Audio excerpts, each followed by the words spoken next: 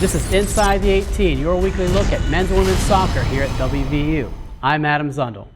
3 clean sheets and lots of goals to show you when we get to last weekend's action. That's coming up a little bit later in the show, but first, video and computers have revolutionized the way sports and their participants are evaluated. Soccer is no different, and last week I sat down with men's coach Marlon LeBlanc to learn how they use the latest technology. The software is called ProZone, and it's used by some of the biggest names in international soccer, Man United and Arsenal, to name a few. The coaches upload the game video to Leeds, England, where in the space of 24 hours, ProZone will code the game with a dizzying array of team and individual stats. All right, Coach, let's talk a little bit about the ProZone software you guys utilize. West Virginia was one of the first schools in the country to use it. How did you come across it? Well, actually, we were a bit of a test program when I was at Penn State as an assistant coach, but it was in its early stages of being utilized here in this country. And when I came to WVU as the head coach, it was one of the things I wanted to bring with me. However, it was very user-intensive when we first started using it, and that meant that the coaching staff had to code every touch, every pass, every shot. And now, well, it's evolved to a stage where there's many programs in the country that use the ProZone software. However, ProZone does all the hard laboring work for us, and essentially, if it's good enough for Arsene Wenger and Sir Alex Ferguson, it's good enough for me. I know it gives you a ton of information. You talked about every touch, but give us some of the statistics that are just going to blow people away about all the information you gather. Yeah, well, we're looking at a lot of different things, not just from a team perspective, but from the individual as well. From a team perspective, we're looking at trends. We're looking at where we've been able to find success. We're looking at the smallest detail, whether it be crosses and who's getting those crosses and what were the results of those crosses. And as far as possession, possession's a big statistic in soccer. However, we're looking for possession in certain parts of the field. It's very easy for us to keep possession in our back four playing against 1 or 2 forwards. And that statistic in itself really doesn't hold a lot of water when you hold 60% in possession. We want to have possession in the final third, and so now we're looking at, okay, what have we done with the ball once we've gotten into those areas of the field? The ProZone stuff allows us to access that information rapidly and quickly. Back in the day when we played, it was 3-4 hours of film just to watch certain things and the fast forward and the rewind button. Now at the click of a button, I can pick up Pipo Due's every single touch over the course of a 90-minute game in 15-minute increments, and what he did in the first 15 minutes of it, what he did maybe just before halftime.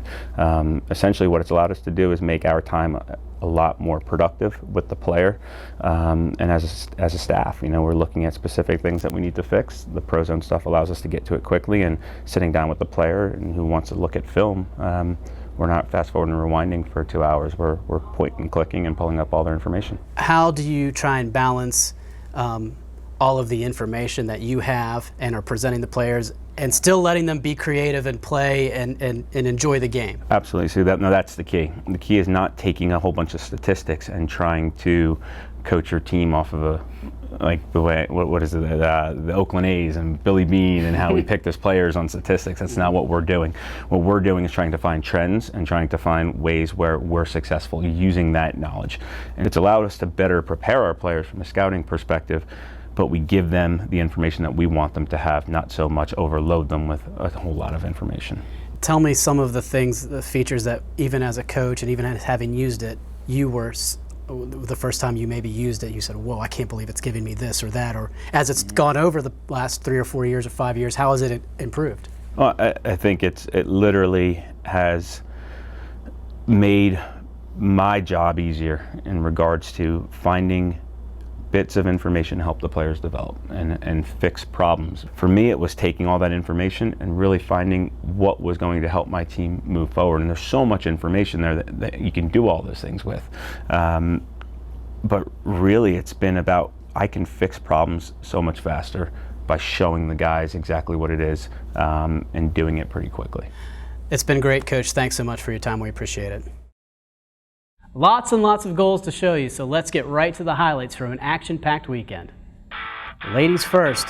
On Friday, Towson visited and Kate Schwindel started the scoring with a shot from 22 yards out to stake the Mountaineers to a 1-0 halftime lead. The second half was all WVU. First, Bree McCarthy finished her own rebound to move the lead to 2-0. Then it was Frances Silva's turn. In the 58th minute, she powered this header into the net to make it 3-0, and 9 minutes later, she finished a Mia Gunther through ball as the rout was officially on. Annalika Stein finished up the Mountaineers scoring with her first ever goal in a WVU uniform as West Virginia won 5-0. The goals just kept on coming on Sunday against High Point. Kara Blosser got things started with a 21st minute header off a nice cross from Kate Schwindel. In the second half, Schwindel wasted no time at all, making it 2-0 as she scored a nice transition goal. A little more than a minute later, it was Frances Silva's turn once again on this header from a Kate Schwindel cross to make it 3-0 West Virginia. 14 minutes later, it was Schwindel again, putting this one right off the far post to make it 4-0. WVU wasn't finished though. Schwindel and Silva teamed up once again to make it 5-0. Kate ended up with 2 goals and 3 assists on the day. West Virginia would add one with just 10 minutes remaining, and the Mountaineers prevailed for the final 6-0. The 5 second-half goals tied a school record. The WVU men played on Saturday evening, taking on American University. The first Mountaineer goal came in the 34th minute. Shadow Sabeli sent a cross in front of a streaking Eric Shanley, and the senior defender put the header in to make it 1-0. In the second half, West Virginia doubled its advantage when UME Tuck rocketed a shot past the American keeper to move the score to 2-0. That would be the final as Pat Evanson recorded the shutout, his 3rd of the season. Both the men and women continue their homestand this weekend, and most importantly, conference play begins for both squads. For more information on soccer and all sports at WVU, just click on WVUsports.com. That's it for this edition of Inside the 18. We'll see you next week.